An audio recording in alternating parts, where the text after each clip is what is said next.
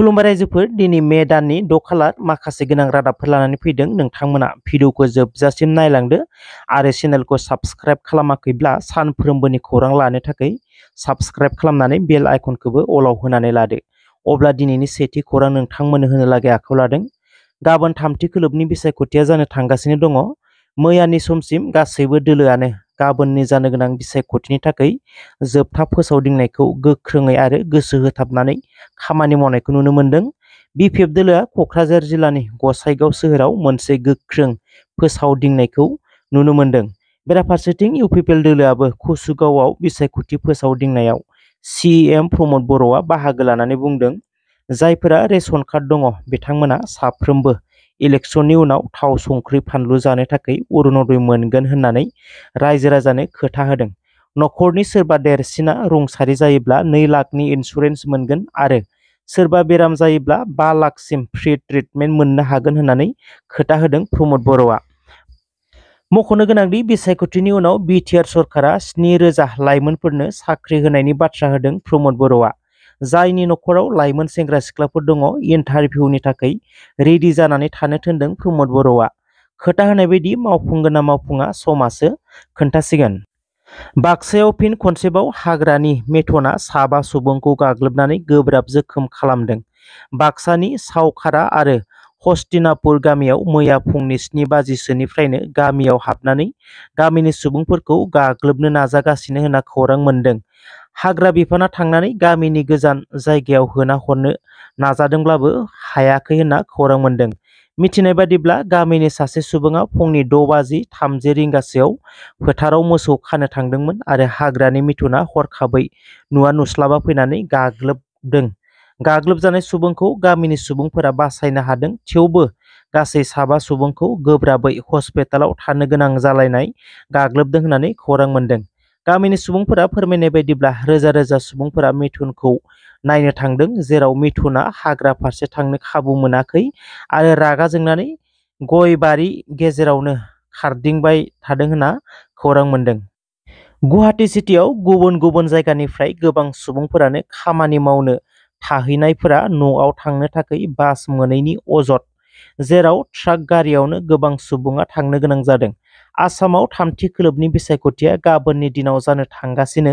मैयानि समहालागै गुवाहाटीयाव खामानि मावनानै थानाय सुबुंफोरा गावनि जायगायाव भट होनो फैनो थाखाय बास गैया, जेराव गोजान गोजान जायगानि सुबुंफोराबो ट्राक गारिफोरजोंनो अखा बांखाब्लाबो थांनो गोनां जादों। बिसायख'थिनि थाखाय बासफोरखौ सरकारा बाहायगासिनो, जेराव दावबायारिफोरा गोबाव सम सिगांनिफ्रायनो खस्थ' मोननायखौ नुनो मोनबोदों। दावबायारिफोरनि अजदआ बेनो, भट होनो थांनोथ' नांगोन, नाथाय थांनो थाखाय बास मोनाब्ला गुवाहाटीयावनो थानो नांगोन आरो भट होनो मोननाय नङा। उनाव बुंनो नाङा आरो भटारनि सायाव जेंनाया दाफैथों भट होआखै होननानै। सरकारा बिसायख'थिखौल' नायदों, नाथाय रायजो राजाया मा जेंनायाव गोग्लैदों बेखौ सरकारा खबर लाया आरो नायफिना। दावबायारिफोरनि अजद होनायखौ नुनो मोन्दों। न'खरसेनिनो 6 सुबुङा एक्सिडेन्ट जानानै थैबाय आरो 2आ गोब्राब जोखोम जानानै दं होनना खौरां मोन्दों। गंसे न'खरा गणेश मन्दिराव फुजा होनो होननानै थांदोंमोन, नाथाय गंनै गारिनि गेजेराव सौदावलायनानै फुजा होनो थांनाय न'खरनिफ्राय 6 सुबुङा जायगायावनो जिउ गोमायो होनना खौरां मोन्दों आरो 2आ हुस गैयै हालोदाव होनना खौरां मोन्दों। बे जाथाया राजस्थानाव जानाय जाथाय। ब्राजिलाव दैबानानि दोहौआ दाबो जोबाखै। माखासे सानफोर सिगांनिफ्रायनो ब्राजिलाव थाद'नाय गैयै अखा हानायनि जाहोनाव ब्राजिलनि गोबां नोगोरफोरावनो दैबाना जागासिनो। गंसे गिदिर दैमानि बान्दोआ बायफ्लंनानै ब्राजिलाव बांसिनसो जादों होनना खौरां मोन्दों। ब्राजिलाव गासै 497 नोगोरफोरा दै लोमफबजोब्बाय होनना खौरां मोन्दों। दासिमाव गोबां लाख सुबुंफोरखौ रैखाथि गोनां जायगायाव लांनो हादोंब्लाबो थैनायनि अनजिमाखौ दासिमाव 57 जाबाय होनना खौरां मोन्दों। NLFBनि केडार्सफोरखौ न' थांनानै दरजा जोखावनानै हमनानै लांदों पुलिसफोरा। मख'नो गोनांदि थांनाय बावैसो सिगां NLFBनि सेंग्राफोरा जि जायगायाव दङमोन बे जायगाखौ हरनि समाव होस्रांहैनायनि उनाव आरोबाव न' थांनानै पुलिसफोरा हमनानै लायदों होननानै फोरमायदों NLFनि गोख्रों आथिखालनि दैदेनगिरि। बिथाङा मा फोरमायखो फै जोङो दान्दिसे खोनासंनि। मैयाहाय मोनानि समाव फुंनि 1:30 समाव जोंनि मानसिखौ उन्दुफुनाय समाव पुलिसफ्रा थांनानै न' थांनानै दरजा जोखावनानै गेट जोखावनानै जोंनि मानसिफोर उन्दुबाय थानाय समाव लायदों। दा आङो बे मोनसेल' खोथा बुङो, 1 नाम्बाराव बुंखानोसै आङो, जों NLFआ सान्थि थानो लुबैदों। जोङो सोरबा UPPF सोरबा BPF जों रावखौबो सापर्ट खालामाखै। जोङो थादों निउट्रेलाव, मानो होनबा जोंनि थांखिया सहैयाखै। बिनिखायनो मैयानि जाथायखौ लानानै जोंनि मानसिखौ लायदों, केदासफोरखौ न' थांना होसोहैदों सैमा अमाफोर बायदि। खारना मा आं बुजियाखै। आं बेहाय निन्दा खालामो बा आङो दुखु मोनदों, जोंनि आफादाबो दुखु मोनदों। फैनो नाङामोन आङो लाइभआव, इलेक्सन टाइम आं सानदोंमोन जोङो पिसफुलै हगार हरनो होननानै। खिन्थु जोंनि मानसिखौ दि हर सान डिस्टार्ब खालामगासिनो दं बिसोरो, बेखौ जों सहायनो हाया। जोंनि मानसिखौ मैया सानै हमना लांदों। सासेया जाहैबाय एन बिबुं, सासेया जाहैबाय दानिल। मोनानि 12टा सासेखौ लायदों मोनानि 2टा आरो माखासेखौ लायबावदोंमोन न'आव, माखासे खाना हरदों। खारना मा बेखौ जों नांगौ। आङो बुंबाय थाखायो सिगांनिफ्रायनो, जोङो पिसफुलाव दङ, जोङो रावखौबो सापर्टबो खालामाखै, जों केम्पेनिंबो खालामाखै। खिन्थु जोंनि मानसिखौ मानि थाखाय बिदि हमदों, दा जोङो नायबिजिरनानै नुबाय। बे जिनिसा जाहैबाय 2000 माबानि केस, मा होनोब्ला 2023 नि केस। आराम लायदो। आङो सिदायै खोन्थानोसै जोंनि मानसिखौ मानि थाखाय फान्दायदों। जोंनि मानसिया इनभल्भमेन्ट गैया। 30 तारिख नभेम्बर 2000 केसआवहाय सुजित मार्कखौ काजिगाव हमदों। ओमफ्राय बेखौ बेल रिलिज होदों 29 तारिख डिसेम्बर 2000 केसआव। बेहाय इनभल्भमेन्ट दंमोन। आंथ' ग्रुपखौ बुङा, जिखि जाया।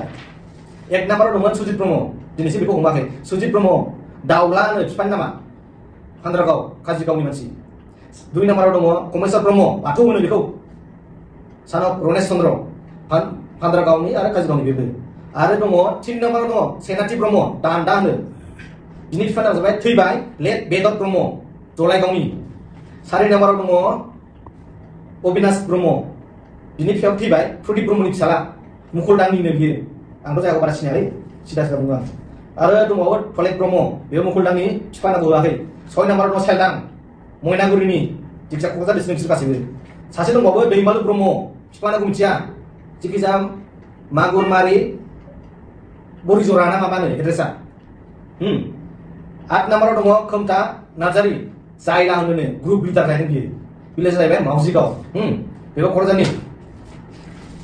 9 नाम्बाराव दङ सुमन ब्रह्म, बिफाना जाबाय थुनु ब्रह्म, बंसिजरा, बेबो क'क्राझारनि। 10 नाम्बाराव दङ बयराराव लिरदों। बेहाय थारमाने माबा बिफानि नाम लिराखै, खिन्थु मालांगुरि दङ। सुजित माराकनि केसआव हमजाजोबदों बिसोरो। सुजितखौल' मोनदों, बाखिखौ मोनाखै। बे केसखौ स्पेशल ब्रान्सनिफ्रायबो जोंनो खबर हरदोंमोन कि बे नोंसोरनि मानसि नामा होननानै, थ' बे मानसि जोंनि नङा, सासेबो नङा। ओमफ्राय दा दिनै मैयानि हराव हमनानै लांनाया जाहैबाय जोंनि मानसिखौ लेथायदों।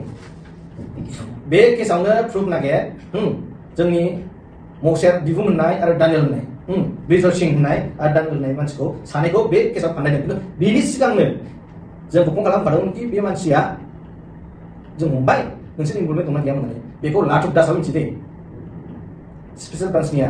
मानो होनबा दा दिनै लांजानाय ब्रिजर सिंआनो बेजों रायलायदोंमोन, आं बेखौ हेन्डेल खालामाखैमोन।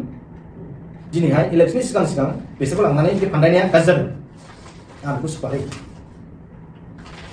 मैयानि हराव जोंनि मानसिया बुलाया सोलाया होननानैहाय सिरि थानाय मानसि। जों रावखौबो UPPL सोरखौबा BPF होननानै जों रावखौबो दुसियाखै, रावखौबो जोङो सापर्टबो होआखै, जों सिरि थादों। बिनि खेथ्रआवबो जुदि जोंखौ जुदि सान्थियै जुदि थानो होआबा जों मा खालामनांगौ? दाया जोंनि नङालै, जाय दाय मावदों बेखौ हम। जोंखौ केम्पनिफ्राय होखारहरबाय थिगानो, जोङो दा बहा दं बहा गैया हिसाब लानांगौ दरखारबो गैया। रायजो राजाफ्रा जोंखौहाय अननानै दासिमबो दोनदों। सोरबा पुलिस सोरबा पलिटिशियानफ्रा जोंखौ नागिरबा मोना। दुखु मोनोलै मैया हरसे उन्दुनो हायाखै रावबो न' थाना थादोंमोन बिसि फिसाजों उन्दुदोंमोन सोरनाबा फिसा उन्दै दासो 6 मास जादों हमना ला मा मोनखो सोरबादि सोरबा पलिटिकेल एगेन्स्टआव बुंनांगौ बिनि एगेन्स्टआव बेखौ लानांगौ बेथ' नङाना जिखि जाया आं डाइरेक्ट बुङो आं खावलायबावो खनसे हो आं रागा जोंदोंलै लाङोबा सोयोबा जेलाव सोजोब जा आपत्ति गैया जेब्लानासिम जों थांखियाव सहैया जों मोनसे गावथारनोबो हागोन जेलावबो सोनो हागोन दिनै सानै सोदों साब्रै सोदोंमोन नागिरदोंमोन साबा सोनो नागिरदोंमोन 10 जन सोनो नागिरदोंमोन दिनै जेलाव थांजोबदों जों थाङाखै रायलायहैयाखै रावजोंबो जोंनि थांखिखौथ' बुजियो जोंबोथ' बर'नि मानसिरा जोंलाय सोलिदों एगेन्स्टआव मावदों रावनि एगेन्स्टआव मावाखै ना इउपिपिनि एगेन्स्टआव मावदों ना बिपिनि एगेन्स्टआव मावदों बेखौ सान दुखु मोनोलै थेंक इउ सो माच रायजोफोर जायफोरा भिडिअखौ जोबजासिम नायजोब्बाय गासैनिसिमबो थेंक इउ लोगोसे भिडिअखौ मोजां मोनदोंब्ला मोनसे लाइक खालामदो नोंथांमोननि मोनसे लाइकआनो आंनि गिदिरथार थुलुंगानाय जागोन लोगोसे चेनेलखौ साबस्क्राइब खालामाखैब्ला सानफ्रोमबोनि खौरां लानो थाखाय चेनेलखौ साबस्क्राइब खालामनानै बेल आइकनखौबो अलाव होनानै लादो थेंक इउ सो माच